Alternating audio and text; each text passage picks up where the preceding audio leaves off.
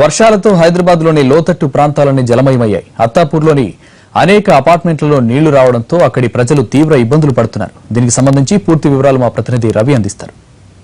నగరంలో అర్ధరాత్రి కురిసిన భారీ వర్షాలకు లోతట్టు ప్రాంతాలే కాకుండా చాలా ప్రాంతాలు కూడా జలమయమైపోయాయి. ప్రస్తుతం మనము అత్తాపూర్ సమీపంలో ఉన్నాం. ఇక్కడ ప్రస్తుతం మనం చూస్తున్న ప్రాంతం సెల్లార్లో ఉన్నటువంటి మస్జిద్. ఈ మస్జిద్ అంతా కూడా జలమయం అయిపోయింది. ప్రస్తుతం మనం చూసుకోవచ్చు వాటర్ అంతా కూడా చేరిపోయి లోపల ఉన్న వస్తువులన్నీ కూడా చిందరవందరగా పడిపోయాయి. అయితే ఒక్కసారిగా అమాంతంగా వర్షం రావడం, అందులోనూ కుండపోతగా వర్షం రావడం, అందులోనూ భారీ స్థాయిలో గాలి ధూళి కూడా రావడంతో కొంచెం ఈ ప్రమాదం అంతా కూడా తీవ్ర స్థాయిలో ఉంది. అయితే మొత్తంగా సెల్లార్లో ఉండడం -1 ఫ్లోర్లో ఉండేసరికి వాటర్ అంతా చేరిపోయింది. ఇక్కడ ఉన్నటువంటి సెల్లార్ అంతా కూడా పూర్తి స్థాయిలో వాటర్తో నిండిపోయింది. మొత్తం కార్లు కానీ ఇక్కడ ఆపేసినటువంటి వెహికల్స్ అన్నీ కూడా పూర్తి స్థాయిలో జామ్ అయిపోయాయి. అయితే ఇప్పుడు ఉన్నటువంటి ఈ మదీనా మస్జిద్తో పాటు ఇక్కడే సెల్లార్ పైన ఉన్నటువంటి అపార్ట్మెంట్స్లో దాదాపు 300 ఫ్యామిలీస్ వరకు కూడా ఇక్కడ నివసిస్తున్నారు. వాళ్ళందరికీ కూడా నుంచి వెళ్ళడానికి లేకుండా పోయింది. మొత్తంగా వీళ్ళు ఈరోజు ఇక్కడే చిక్కుపోవాల్సినటువంటి పరిస్థితి ఏర్పడింది. ఒకవేళ వీళ్ళు బయటికి వెళ్దామన్నా కూడా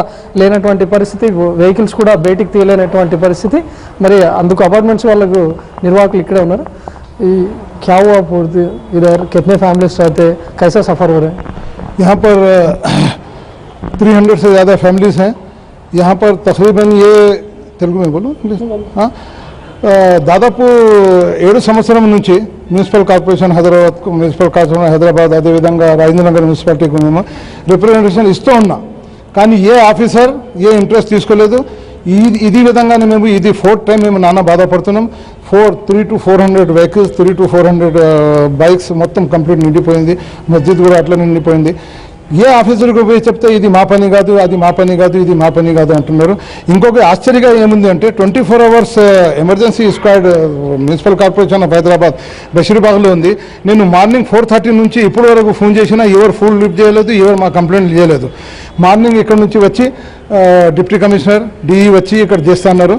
కానీ 7 years నుంచి ఎప్పుడు ఏమన్నా చెప్తే ఇలా రెక్టిఫై చేస్తాం, ఎల్లుండి చేస్తాం, కానీ ఎవరు పని చేస్తలేదు.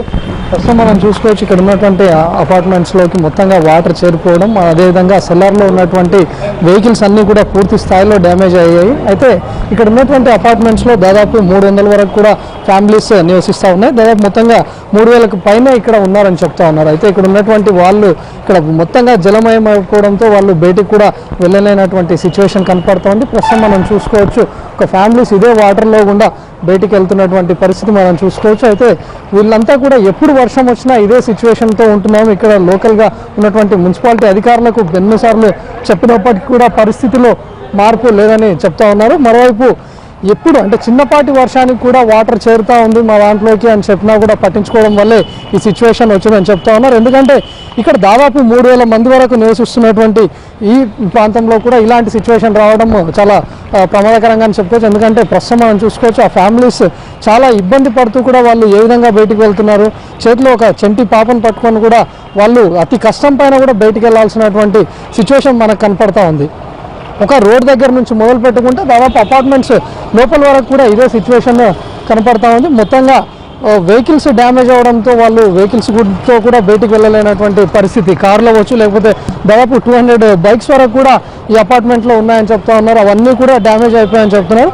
ప్రస్తుతం మనం చూసుకోవచ్చు మోకాల లోతు వరకు కూడా నీటి మునిగిపోయినాయి. మొత్తంగా మోకాల లోతు వరకు నీటి వచ్చేసింది. మెయిన్ రోడ్డుకు సమీపంలో ఉన్నటువంటి అపార్ట్మెంట్స్లో దాదాపు రోడ్ దగ్గర నుంచి మొదలు పెట్టుకుంటే అపార్ట్మెంట్స్ లోపల వరకు కూడా అదే సిచ్యువేషన్ కనపడతా ఉంది. మరోవైపు మెయిన్ రోడ్ అంటే ఇది ఎయిర్పోర్ట్కు వెళ్ళే ప్రధాన మార్గం. అత్తాపూర్ నుంచి ఎయిర్పోర్ట్కు వెళ్ళాలంటే కూడా ప్రధాన మార్గం. ఈ రోడ్డు అంతా కూడా జలమయం అయిపోవడంతో వాహనాలన్నీ కూడా పూర్తి స్థాయిలో రాకపోకలన్నీ నిలిచిపోయాయి. జిహెచ్ఎంసీ అధికారులకు మేము చిన్నపాటి వర్షం వచ్చినా కూడా ఇక్కడ అంతా డ్యామేజ్ అవుతుంది, మా ఇళ్లలోకి వాటర్ చేరుతున్నాయని చెప్పినప్పటికీ కూడా వాళ్ళు పట్టించుకోవట్లేదని చెప్పేసి స్థానికులు అంటూ ఉన్నారు. అయితే ఎప్పుడైతే తెలంగాణ ప్రభుత్వం దీన్ని స్వచ్ఛ హైదరాబాద్ చేస్తామని చెప్పి ప్రగల్భాలు పలుకుతుందే కానీ ఇలాంటి మురికి హైదరాబాద్గా మారుస్తుంది అని చెప్పేసి వీళ్ళంతా కూడా ప్రజలు ఆరోపిస్తూ ఉన్నారు. మరి ఈ వాటర్ అంతా కూడా క్లియర్ అవ్వడానికి ఈరోజు సరిపోయే అవకాశం లేదు. ఎందుకంటే దాదాపు ఇది చాలా ఎక్కువ స్థాయిలో వాటర్ చేరుకుపోయి దాదాపు కిలోమీటర్ మేర ఈ వాటర్ అంతా కూడా రోడ్డుపైన నిలిచిపోవడంతో అటు వాహనాల రాకపోకలకు ఇబ్బందితో పాటు ఇప్పుడు అపార్ట్మెంట్స్ వాళ్ళకు కూడా పూర్తి స్థాయిలో ఇబ్బంది నెలకొంది.